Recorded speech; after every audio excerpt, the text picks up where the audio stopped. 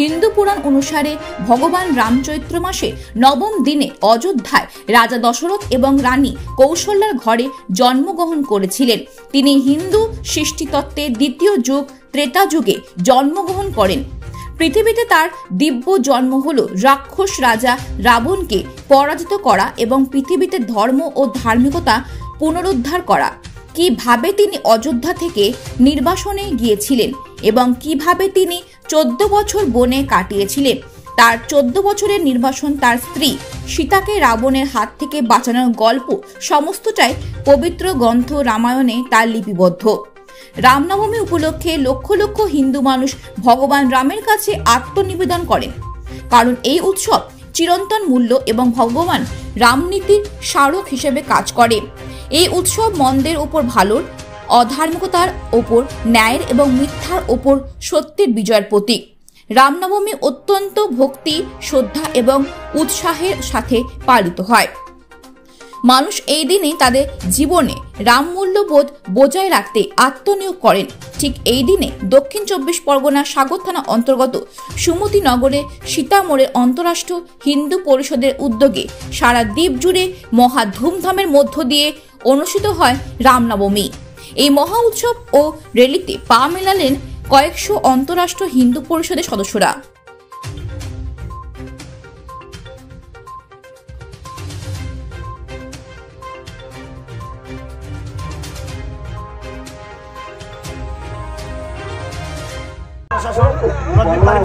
আজকের দিয়ে যেতে আজকে আমরা করছি আমাদের 17 বছর ধরে র্যালি করছি অন্তরাষ্ট্রীয় হিন্দু পরিষদ থেকে।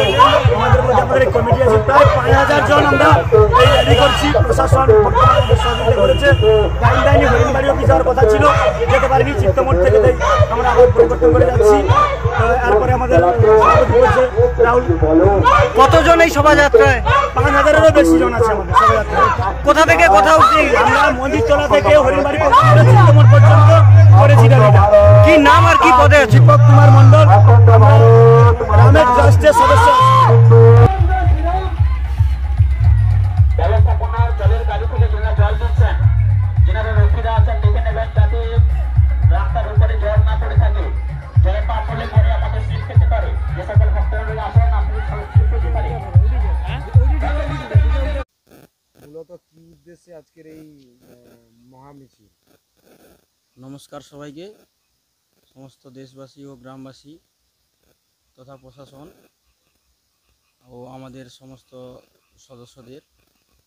আজকের আমাদের মূলত এই নবমীর শোভাযাত্রার মেন উদ্দেশ্য হচ্ছে যে আমরা গঙ্গাসাগর খণ্ডে সমস্ত সনাতন